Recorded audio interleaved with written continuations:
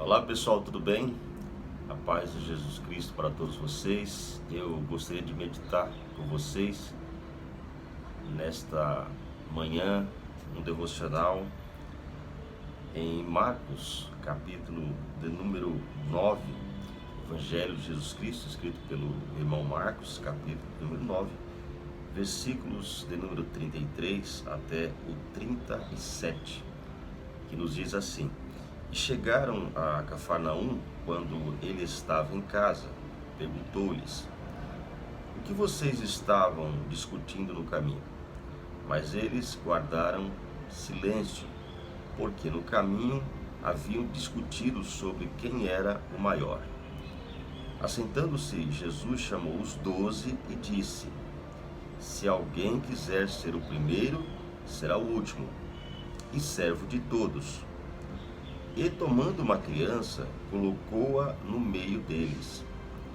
Pegando-a nos braços, disse-lhes: Quem recebe uma dessas crianças em meu nome, está me recebendo.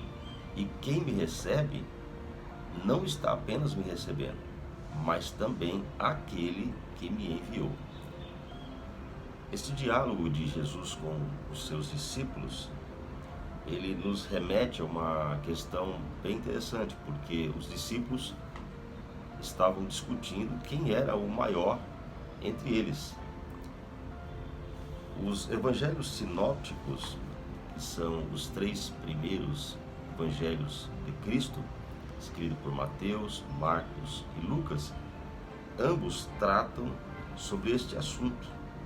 Por exemplo, Mateus, capítulo de número 18, versículo de número 1, diz assim: Naquele momento, os discípulos chegaram a Jesus e perguntaram: Quem é o maior no reino dos céus? E aí continua: Chamando uma criança, colocou-a no meio deles e disse: Eu asseguro que, a não ser que vocês se convertam e se tornem como crianças, jamais entrarão no reino dos céus. Portanto, quem se faz humilde como esta criança, este é o maior no reino dos céus. Quem recebe uma destas crianças em meu nome, está me recebendo. Mas se alguém fizer cair no pecado um destes pequeninos que creem em mim, melhor seria amarrar uma pedra de moinho no pescoço e se afogar nas profundezas do mar. Ai do mundo, por causa das coisas que se fazem cair no pecado. É inevitável que tais coisas aconteçam, mas ai daquele por meio de quem elas acontecem. Se a sua mão ou o seu pé o fizerem tropeçar, corte-os e jogue-os fora. É melhor entrar na vida mutilado ou aleijado do que, tendo as 2 mãos e os 2 pés, ser lançado no fogo eterno. E se o seu olho o fizer tropeçar, arranque e jogue fora. É melhor entrar na vida com um só olho do que, tendo os 2 olhos, ser lançado no fogo do inferno. Terminando aqui no versículo 9. Veja que tanto Marcos como Mateus tratam da questão. Porém, Mateus faz um relato um pouco mais extenso, colocando posicionamento mais firme de Jesus com relação a este assunto.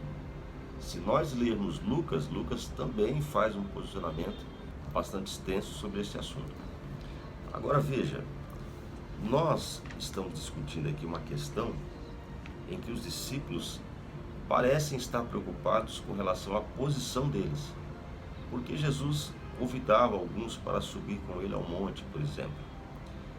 E evidentemente que eles discutiam o seu prediletismo entre os discípulos que o acompanhavam.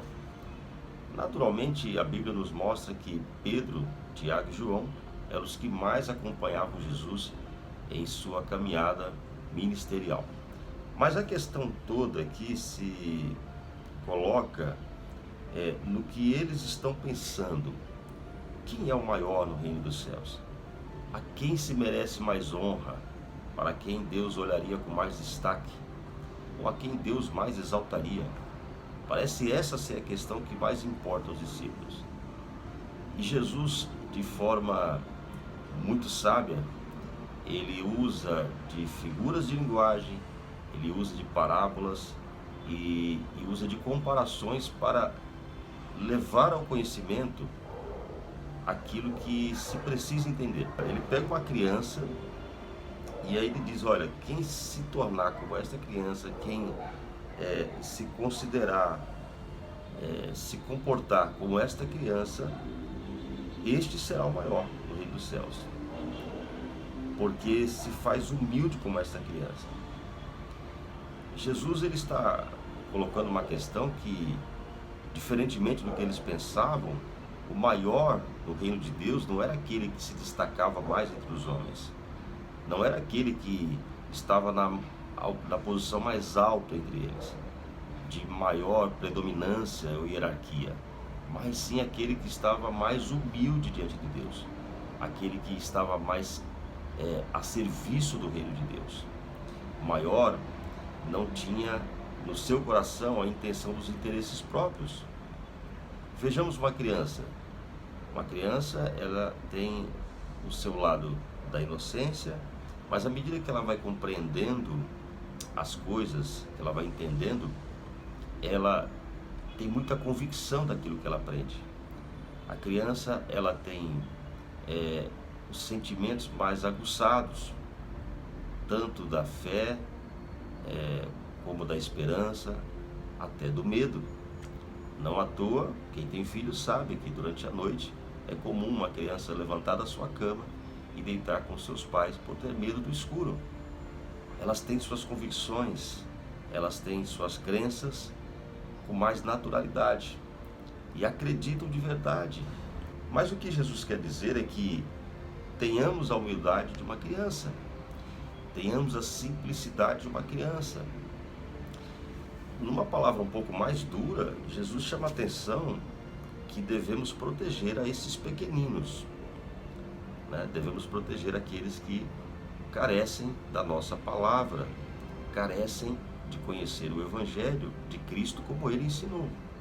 E que quando alguém não faz dessa forma e utiliza-se deste Evangelho, desta palavra, para os seus próprios interesses, causando dano à vida espiritual do outro, logo, este não merece o reino de Deus, inclusive merece todas as penas deste mundo e as penas terríveis que podem acontecer com alguém que causa mal ao outro. Jesus usa como exemplo, e veja que ele não está determinando isso, não está ensinando para que façam isso, mas ele usa como figura de linguagem, inclusive, que alguém deveria até arrancar o seu olho se este levasse ao pecado, que alguém deveria amarrar uma pedra a si mesmo e se jogar às profundezas, porque é isso que ele está fazendo com o outro. Ele está lançando o outro ao inferno. Então que faça ele consigo mesmo e não com os outros. Esta figura que Jesus fala aos discípulos com mais vigor é para chamar a atenção de que o pecado do mundo, que aí está, continuará, é inevitável, mas que cabe àqueles que conhecem a palavra livrar-se desse pecado e levar aos outros a liberdade em Cristo, jamais enganá-los. Mas fiquemos com esta lição que Jesus nos deu. Quem quiser ser maior no reino de Deus, compare-se a uma criança. Que Deus abençoe a todos vocês.